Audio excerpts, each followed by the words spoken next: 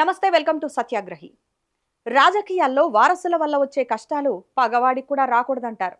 నిన్నటిదాకా నిప్పులు చెరిగిన గొంతు ఇవాళ ఎందుకు మోగబోయింది? అరాచకానికి కేర్ ఆఫ్ అడ్రస్ గా మారుతున్నారా వారసుడు? బండిపోయిన భగీరథ్ అంటే ఆయన ఏకంగా జైలు దాకా బండిని పోనిచ్చేలా ఉన్నారే. కేంద్ర మంత్రి బండి సంజయ్ ఇంట్లో ఇప్పుడు ప్రశాంతత లేదు సరికదా, రాజకీయంగా పెద్ద తుఫానే ముంచుకొస్తోంది. మహీంద్రా యూనివర్సిటీలో కొట్లాట నుంచి ఇవాళ మైనర్ బాలికపై పోక్సో కేసు దాకా భగీరథ్ ప్రస్థానం ఇప్పుడు తండ్రి పదవికే ఎసరు పెట్టిందా? అసలేం జరుగుతోంది? చలో ఇవాల్టి మన స్పెషల్ స్టోరీలో విశ్లేషిద్దాం. ముందుగా మనం 2023కి వెళ్దాం. మహీంద్రా యూనివర్సిటీలో ఒక విద్యార్థిని ఇష్టం వచ్చినట్టు కొడుతూ బూతులు తిడుతూ ఒక వీడియో బయటపడింది. అది చూసి జనం షాక్. అప్పట్లో సస్పెన్షన్లు, కోర్టు స్టేలు, ఆఖరికి బాధితుడే వచ్చి మేం ఫ్రెండ్స్ అబ్బా అని సెల్ఫీ వీడియో ఇచ్చేదాకా కథ నడిచింది. అప్పట్లోనే అందరూ అనుకున్నారు కుర్రాడు వేడి మీద ఉన్నాడు, తండ్రి అధికారం అండగా ఉంది కదా అని. కానీ ఆ వేడి కాస్త ఇప్పుడు వికటించి ఏకంగా పోక్సో చట్టం దాకా వచ్చింది. ఒకసారి తప్పు చేస్తే పొరపాటు అనుకోవచ్చు, కానీ వరుసగా ఇలాంటివే బయటపడుతుంటే దాన్నేమనాలి? అరాచకం అనాలా లేక అతి అనాలా?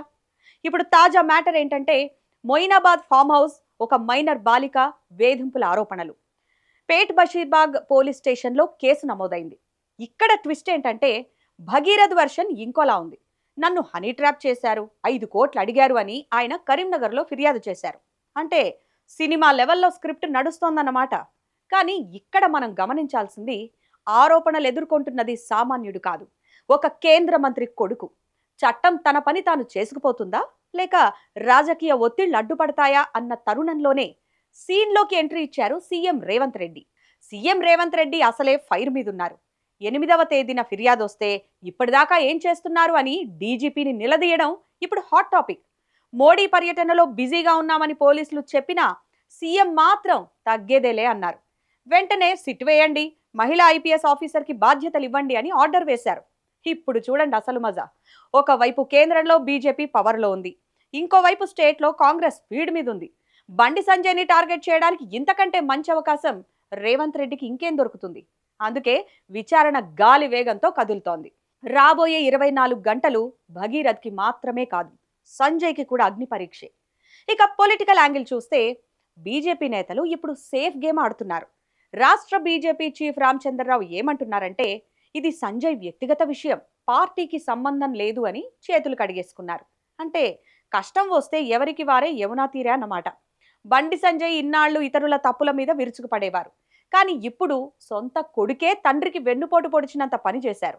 ఒకవేళ సిట్ విచారణలో ఆరోపణలు నిజమని తేలితే భగీరథ్కి కఠిన శిక్ష పడటం ఖాయం. అదే జరిగితే బండి సంజయ్ నైతిక బాధ్యత వహిస్తూ రాజీనామా చేయాల్సిందే అనే డిమాండ్లు ఇప్పటికే మొదలయ్యాయి. బండి సంజయ్ పొలిటికల్ కెరీర్ ఒకవైపు, కొడుకు భవిష్యత్తు మరోవైపు, మధ్యలో చిక్కుకున్న తండ్రి వేదన, ఇదంతా చూస్తుంటే సంజయ్ పొలిటికల్ బండికి ఇప్పట్లో బ్రేకులు పడేలా లేవు. ఏకంగా ఇంజన్ సీజ్ అయ్యేలా ఉంది. వారసత్వం అంటే అధికారాన్ని అనుభవించడం కాదు, బాధ్యతగా ఉండడం. భగీరథ్ చేసిన పనులు ఇప్పుడు ఒక కేంద్ర మంత్రి ఇమేజ్ని మట్టిలో కలిపేలా ఉన్నాయి.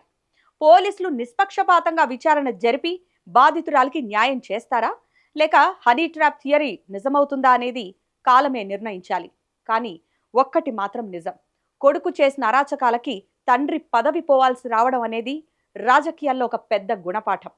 బండి సంజయ్ రాజీనామా లేఖ ఎప్పుడు వెలువడుతుందో అని సోషల్ మీడియా కోడై కూస్తోంది. చూద్దాం ఈ పొలిటికల్ డ్రామా ఎటు మలుపు తిరుగుతుందో. మరి మీకేమనిపిస్తోంది? భగీరథ్ చేసింది తప్ప లేక కావాలని ఇరికిస్తున్నారా? ఈ వీడియో కింద కామెంట్ చేయండి. ఇలాంటి మరిన్ని ఇంట్రెస్టింగ్ అప్డేట్స్ కోసం మా ఛానల్ని సబ్స్క్రైబ్ చేసుకోండి. Thanks for watching.